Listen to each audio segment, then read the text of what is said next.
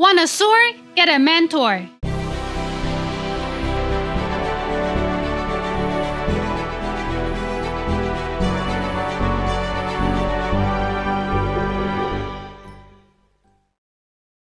Hey, it's Nina Carmichael, and we make these videos because you're the most ambitious person in your circle. But you know you're capable of more, and you get that push by surrounding yourself with the best. So today, let's learn from one of the best, my husband Evan Carmichael, and this is the advice that Evan shares with anyone who aspires to be an entrepreneur. Enjoy!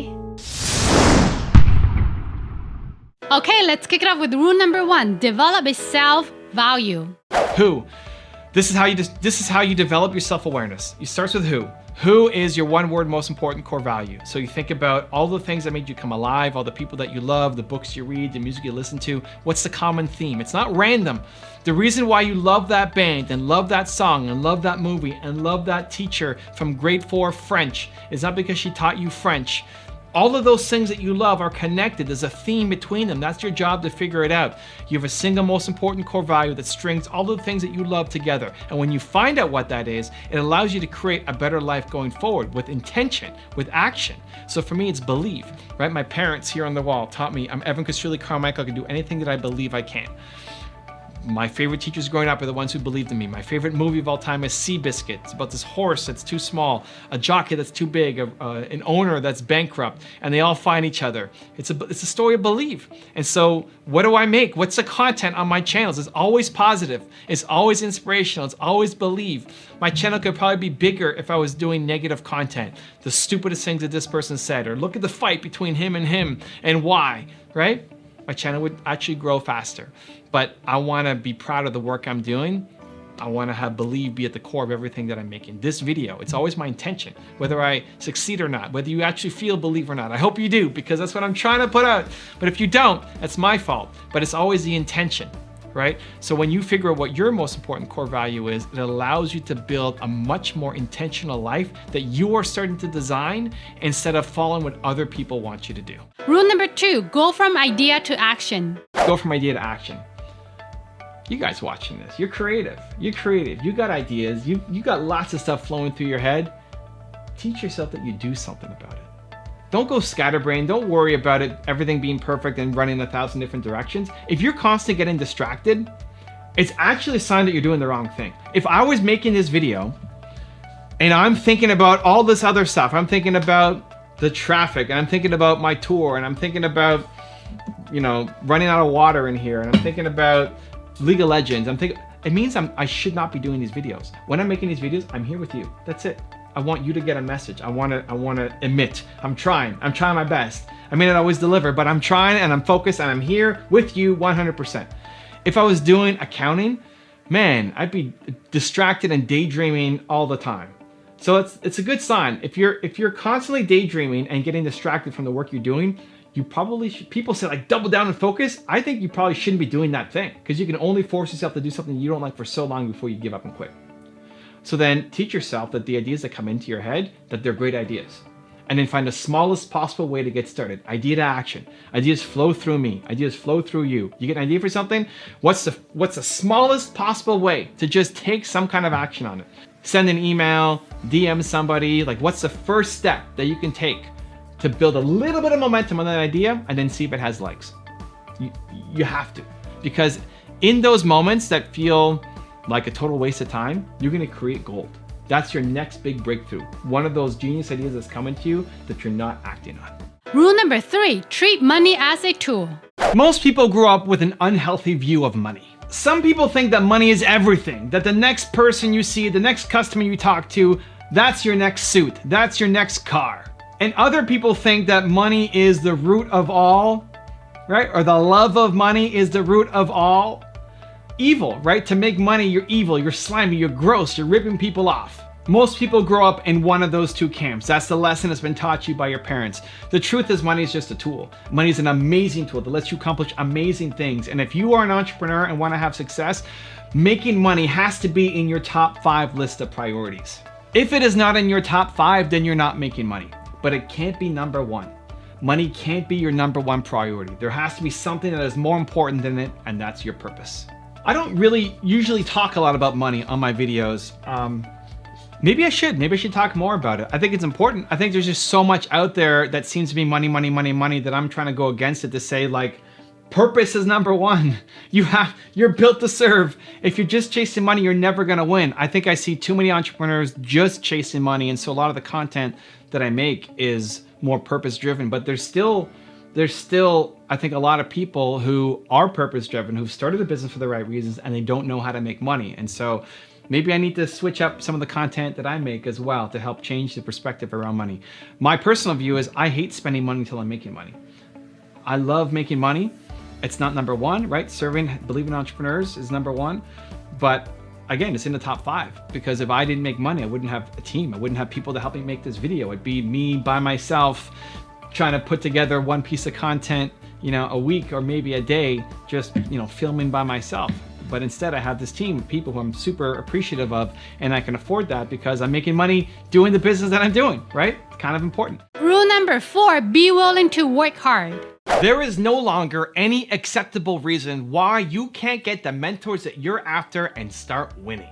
The opportunities that are in front of you right now did not exist for your parents, and it's only getting easier. But you still have to do your part. You still have to reach out. You still have to want it. It's actually less about winning the lottery and where you came from, and much more about how badly do you want it and how much are you gonna put in to get after it. Because if you are willing to put in the work, you can beat out somebody with 1,000 times more resources than you. So every night I go on Twitch and I stream my League of Legends games, twitch.tv/BelieveTeam here. And there was a guy who joined me last night from the Philippines. So he's from the Philippines, and he says that his goal is to be a professional League of Legends player. And the challenge is there's not a big League of Legends scene in the Philippines. There's no professional teams. There's only one player right now named Smithy, who's a jungler. Where did he go? He was jungler for Team Liquid. He signed with a new team. It escapes me right now. There's one person who was born in the Philippines who's a pro player right now and makes his living as a professional League of Legends player. This guy joins my live stream last night, and he says he's a support player from the Philippines, and that's his ambition. He's gonna grind it out. He wants to get noticed. He wants to get picked up. He wants to be a professional League of Legends player. The crazy thing is, that's actually possible. It's actually possible for him to do it. It's actually possible for him to get training, for him to get mentorship, for him to reach out, for him to get in contact with people. Here he is. He's in the Philippines. I'm in Canada, and we're talking, and we're connecting on my live stream. It's actually possible. It wasn't possible even 10 years ago. Definitely not for his parents. You look at what his parents are doing, where they came from. You could have some dream, but at that time, the dream was probably just to come to North America, or just to have this one little thing that existed in the world currently, right? This limited mindset, because there were limited opportunities. But right now, the opportunities are insane. You have a thing called the internet. People didn't have it before. The opportunities are insane. You are competing against the world, which is bad for a lot of North Americans, but it's amazing for everybody who's outside, or amazing for anybody who's willing to work hard. It's not even bad for North Americans. It's bad for anybody who's lazy, who's slow, who's maybe had things handed to them. There's a lot of people in North America who had nothing handed to them, but they're willing to work hard. If you are willing to work hard, if you are willing to show yourself, it's never been easier to win. Justin Bieber got discovered on YouTube. You don't need to have a manager anymore. You don't have to go through the system. You don't want to, I got a publisher for my deal, but you don't want to have a publisher? Publishers reject you? Great, go off and self-publish. David Goggins did.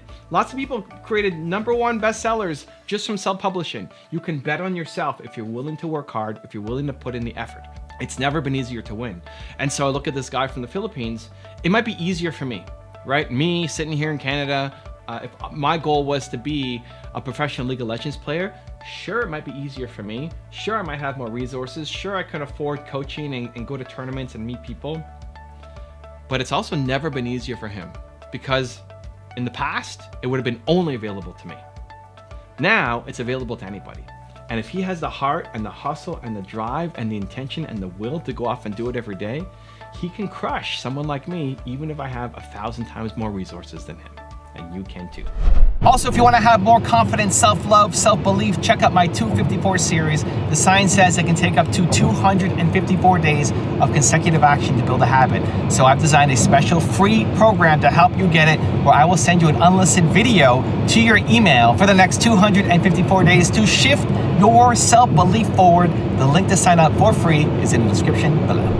Don't go to them asking for help first. Go to them with value first so that they're stumbling all over themselves to try to find a way to help you out too. Bring value first.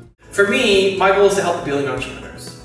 And so I always wanted to work on projects that have the ability to have a massive impact. That's what I strive for every single day. Surround yourself with greatness. If you want to be more confident, you need to surround yourself with things that make you feel confident. Rule number 5, have shorter goals. As time has gone on, I've become less and less a fan of goal setting.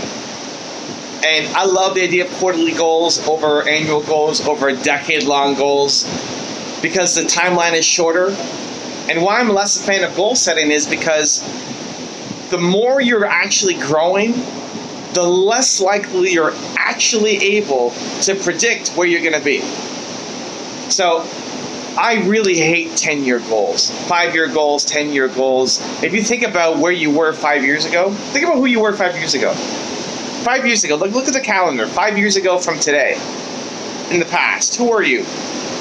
You think that person could predict where you would be 10 years ago? 10 years ago, I just started my YouTube channel. I had a couple videos up. 10 years ago, I said I'd never want to write a book. 10 years ago, I wouldn't imagine that I'd be here. I'd be here and making videos for a YouTube channel with 300 million views in Puerto Rico because Brendan Burchard invited me to his mastermind group to speak on stage in front of all these successful entrepreneurs. I wouldn't have predicted that, like with zero accuracy. And same thing for you. 10 years ago, you had no idea that you'd be here. Not if you're growing. And this is the big caveat. Not if you're growing. Like, if you can predict with accuracy where you're going to be in 10 years, you can hit it, but it's just way small compared to what you could have done, and it means that you haven't grown in the past decade. And so that's my main beef against goals. And having shorter goals, having numeric goals can be great. Can be great. Like, I want to get 10 million subscribers on my main YouTube channel. That's a good goal. But if I set that as my 10-year goal and that's the only thing I'm going to do, then it's wrong, because probably in 3 years I should jump off and go do something else, right? I've been fortunate that I've been doing YouTube for 10 years and I still love it. It's still amazing. But chances are your 10-year plans, you should jump off in year 2 and go do something else, because that thing is actually better for you because you've grown as a person. So at least it's great, the advice that instead of annual goals, set it down to quarterly goals, because goals are still helpful.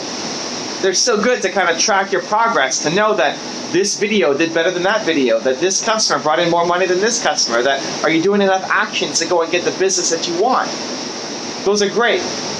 But as a macro thing that's leading your decisions, I think the longer you stretch it out, the worse it actually is. Rule number 6, explore. Success is the progressive realization of a worthy ideal. What I took away most from that definition is the word progressive. You want progress. You want to learn. You want to keep growing.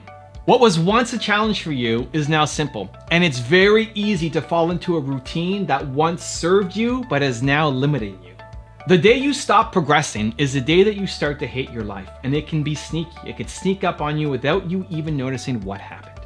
So I was trying to think of a personal story to share with you about this, and I realized it's been more than 10 years since I've actually felt that. I felt that I've stopped progressing, that I started to hate what I was doing. It's been over 10 years.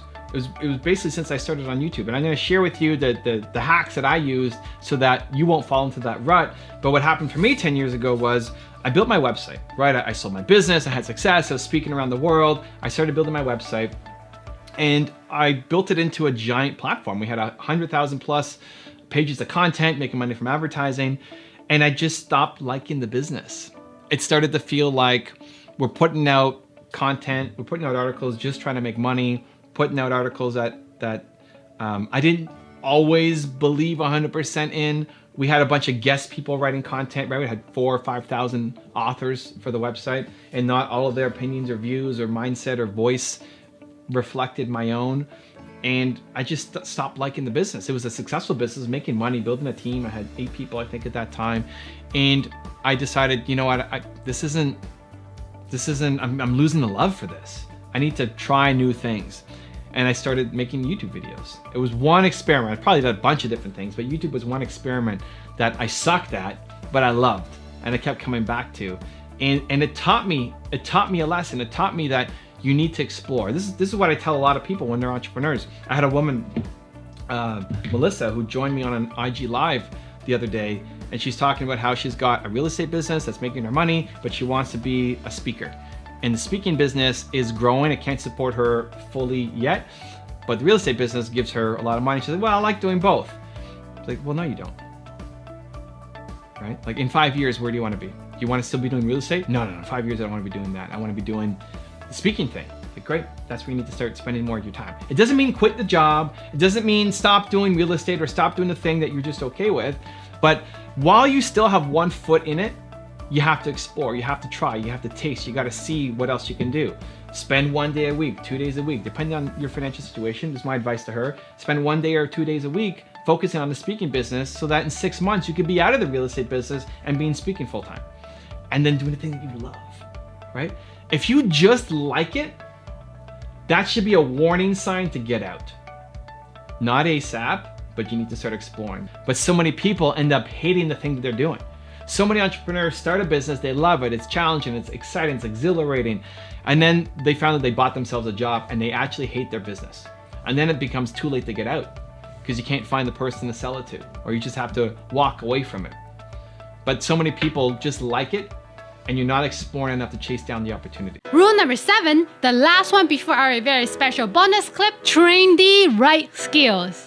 You are spending way too much time on things that you hate doing, that you never want to be great at, and it's hurting your business. I'm here in Puerto Rico. I'm speaking at an event with Brendan Burchard, his mastermind group. And one of the things I've learned from people who've accomplished a lot, have had big success, is that you are great at something, right? You're the Michael Jordan of something. You have genius level talent at something. But you're not spending enough time doing it. You're spending too much time on the things that you hate, that you don't ever want to be great at, that you can respect and say, hey, this is important for my business, but it doesn't mean that you should be the one doing it. So I spoke at this event, and I'm talking to entrepreneurs, and they're thought leaders, and they want to have their YouTube channel, and they want to build up their presence and brand name and recognition. And there's so many people who, when they get started, they spend 20 minutes recording a video, and then 4 hours editing it. To put the right graphics on, to put the right intro and extra and music. Now, if you are in the graphics business, if you are an editor, then your stuff has to look amazing. But if you're not, then you're training the wrong skill. This is the thing. You're training the wrong skill. There's things in your business that you're spending so much time on that you never want to get great at. You're training the wrong skill. You should not be doing it. Discount it. It doesn't mean you get rid of it completely. It doesn't mean that you disrespect it completely. But if you're spending 20 minutes recording a video and 4 hours editing it, you're training the wrong skill. You need to switch it. You need to spend 4 hours recording it, 4 hours recording it, and 20 minutes editing it. Or 0 minutes editing it. I don't care. Because people who are watching your videos, if you're a thought leader, they're coming for this. They're coming for what's in your head. They're not coming for how great your editing skills are. Now, that doesn't mean you disrespect the editing. It doesn't mean you never hire an editor. It doesn't mean you learn zero. But the thing that will get you to be able to afford to hire an editor is making awesome content that comes from here, because no amount of editing is going to save it if your ideas suck. It's the thing that holds so many entrepreneurs back from making videos. If you don't want to make videos, if you don't want to be on YouTube, awesome, but there's something in your own business that you're taking that same equivalent to. So look at your calendar, look at where you're spending your time, look at how much time is actually being spent on things that are moving the business forward, that you love, that you could be the greatest in the world potentially at. Chances are that number is like 5%. And you need to move it. That needs to be 85%. That's when you start creating magic. And it's not going to be perfect. Releasing that video won't be perfect. You're going to look at it and say, man, that really sucks. I would love to have better lighting. I would love to have better sound. I would love to have better editing. I would love to have better gear. Great. Work towards it. But that can't be the reason why you don't post, and it can't be the reason why you're spending all this time doing work that you hate. You can only do so much by yourself. I love being an army of one, right? When you get an idea, you have to do something about it. You will it into existence. And if people don't want to help you, then you will it into existence being an army of one. But there's a lot of different ways to win. And you're going to win the hardest on the thing that you're the best at. And so you start. And so you start. And so you start. But you can't do everything. Not very well.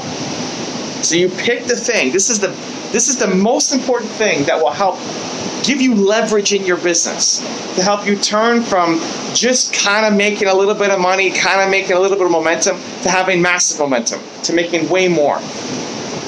Leverage. Figure out the thing that when you do is fantastic, and everything else almost doesn't matter. Now I've got a special bonus clip that I think you're gonna enjoy, but before that, it's time for the question of the day. I wanna know, what was your single biggest takeaway from this video, and what is your plan of action for the next week? The science says that when you just watch a video, you get motivated, you get inspired, you have a 35% chance of actually doing something and following through. That, Believe Nation, is not enough. 35% is not enough. We gotta do something. But when you get inspired by watching a video like this, and then you create a plan of action, your chances of following through jump to 91%. And when you commit publicly, like putting your comment down below with your plan, it jumps to 95%. That's what I want for you. I want you to take action. Your dreams are too important. Your life matters. Your mission has to happen. So, question of the day, your biggest takeaway from this video and your plan of action for the next week, put it down in the comments below, and I'm gonna celebrate alongside with you. You're built to serve. If you're not happy, it's because you're not serving. If you don't feel fulfilled, it's because you're not serving. I have a new book coming out. It's called Built to Serve. We'll put the link down below if you want to go pre-order it right now. But I walk people through a process of how to find what their purpose is, because helping people is hardwired into you. You want to help people. It's hardwired into humans, like 99.999999%. Right? There's a tiny little percentage of us who want to kill people and enjoy that, right? But that's not most of you. That's not most of us. Hopefully not people watching this channel, right? You're hardwired to serve. You feel good serving people. And so if you are not happy in your life, it's because you're not serving people. Either the world, you have a big mission. Probably most of you watching this video, we want to build a company. We want to serve many, many, many people. But not everybody's built to serve the world. Some people are built to serve the 25 closest people to them. 20, 25, 30, close, family, friends, connections. If you're not happy, it's because you're not serving. And so pay attention to that. A simple question to ask yourself is, how can I serve somebody today? What can I do that will help them in a meaningful way? Feel good, solve a problem, and in doing that, you're lifting yourself up.